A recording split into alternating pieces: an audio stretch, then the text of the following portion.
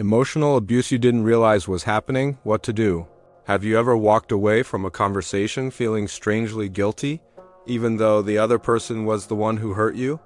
Ever replayed what you said over and over, wondering how you somehow became the problem? Or felt like you had to carefully choose your words, not because you were lying, but because you were afraid of how the other person might react, your partner, a parent, even someone at work? What if the behaviors you've learned to tolerate weren't normal at all but emotional abuse hiding in plain sight? Most people think abuse is obvious, yelling, threats, cruel words. But emotional abuse often looks calm, familiar, even loving on the surface.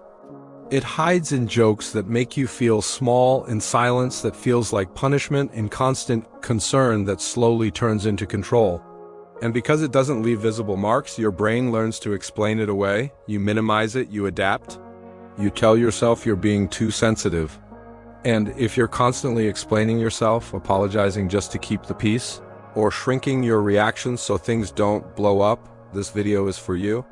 Because here's the unsettling truth. The most damaging emotional abuse is the kind you retrain not to notice.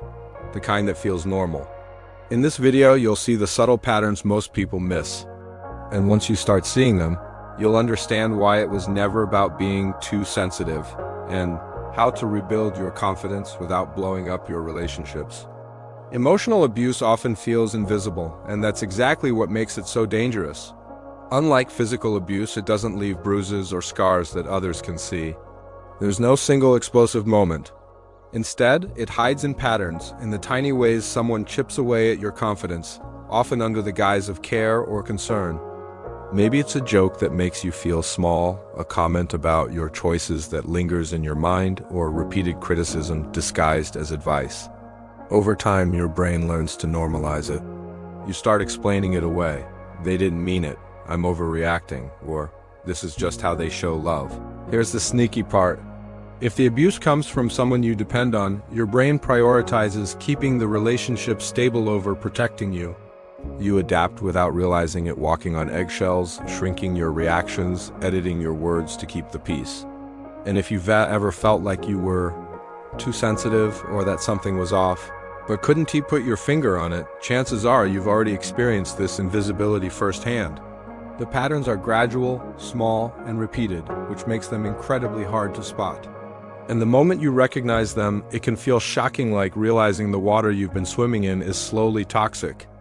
Later, we'll uncover the subtle signs most people miss and how seeing them clearly is the first step toward reclaiming your confidence. One of the most confusing things about emotional abuse is how normal it can feel. Your mind is wired to seek patterns and safety, so when someone mixes care with control, it tries to make sense of it. This is called intermittent reinforcement: warmth followed by coldness, praise followed by criticism. It creates a push and pull that feels familiar because your brain wants predictability. Imagine being rewarded occasionally for walking on eggshells. It trains you to comply, thinking temporary peace equals safety. Over time, these patterns feel familiar, even comforting. Your mind prefers known discomfort over unknown freedom. Another psychological factor is adaptation. Humans adjust to repeated pressures. Subtle criticism, guilt-tripping, or micro-manipulation slowly become part of your mental baseline. You start to believe shrinking your voice or constantly explaining yourself is just how life works. And here's the kicker: your mind isn't trying to make you miserable. In fact, it's trying to protect you from conflict, loss, or uncertainty. But in doing so, it can actually reinforce the very habits that keep you stuck. If you've ever questioned your reactions thinking, "Am I overreacting?" This is why. Your mind has been trained to normalize the abnormal. Later, we look at the subtle signs you may have overlooked, tiny cues so small you might have thought they were normal, but that quietly erode your confidence. And once you start noticing them, you'll begin to understand how even small awareness shifts can loosen the grip and help reclaim your sense of self. Emotional abuse doesn't hit all at once. It creeps in, tiny moment by tiny moment, wearing you down until it feels like second nature. One of the first signs is constant self-doubt.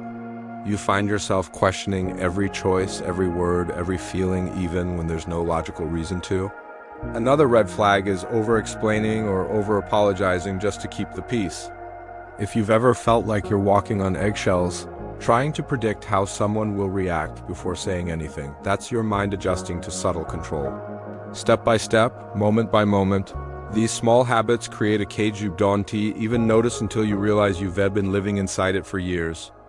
Other subtle cues are even harder to spot. Feeling guilty for taking up space, constantly second-guessing your instincts, thinking you're too sensitive. These are all signs your confidence is slowly being chipped away. Even small interactions can leave an emotional residue, a look, a sigh, a backhanded compliment that lingers far longer than it should, like a shadow following you around. Over time, these habits build a quiet, invisible prison, one that feels almost normal because your mind adapts to it. If any of this sounds familiar, it doesn't mean you're weak or imagining things. It means your mind has adjusted to repeated, subtle control. Later, we'll explore why these signs are often overlooked, how your brain has been trained to normalize them, and most importantly, what small, practical steps you can take to start reclaiming your confidence and sense of self. One of the hardest parts about emotional abuse is that it's nearly invisible while you're reliving it. When you're in the middle of subtle control, guilt-tripping, or criticism disguised as care, your mind adapts. It enters survival mode, prioritizing safety and stability over awareness. You may convince yourself that the tension, the careful editing of your words, or the constant self-checking is just normal life. That's exactly what your mind wants.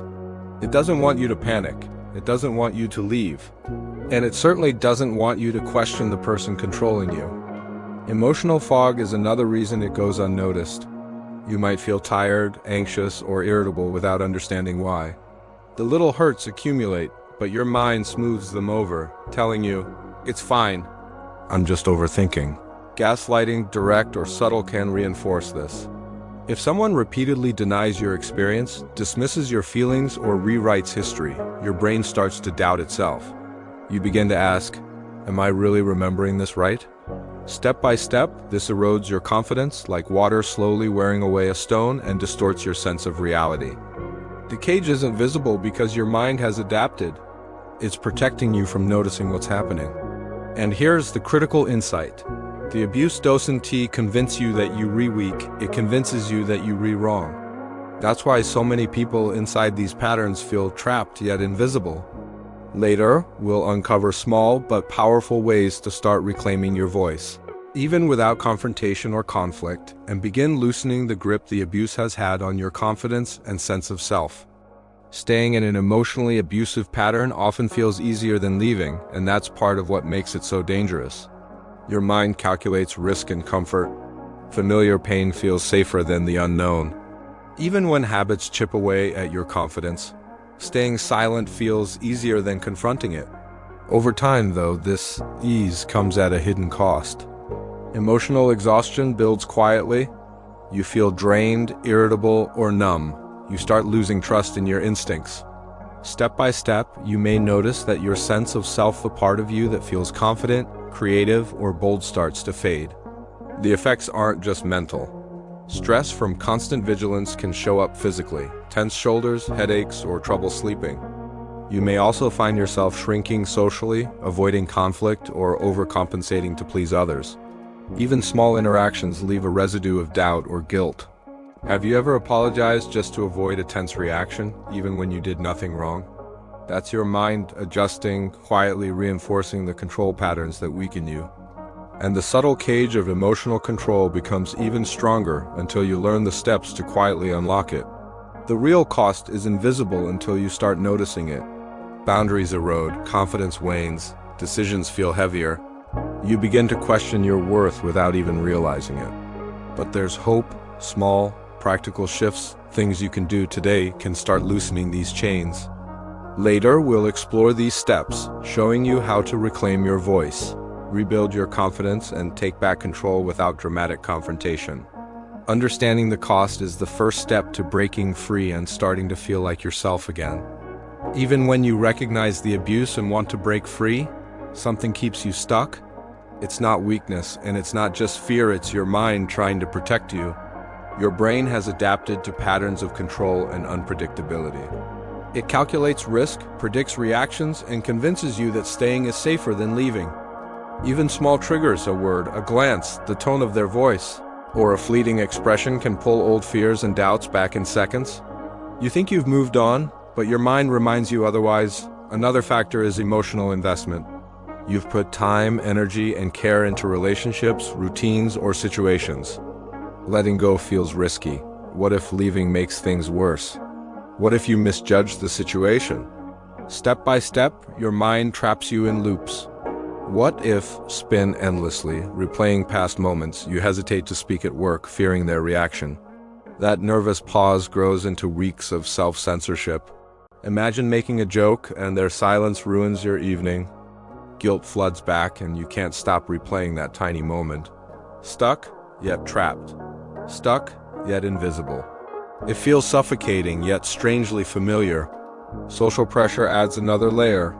Friends, family, or colleagues might encourage tolerance, or you tell yourself you should just handle it. Over time, your brain normalizes discomfort, subtle control, and guilt tripping. Here's the kicker. The harder you fight these patterns in your head, the stronger they feel. Resistance backfires. Your mind interprets it as danger and doubles down on familiar behaviors.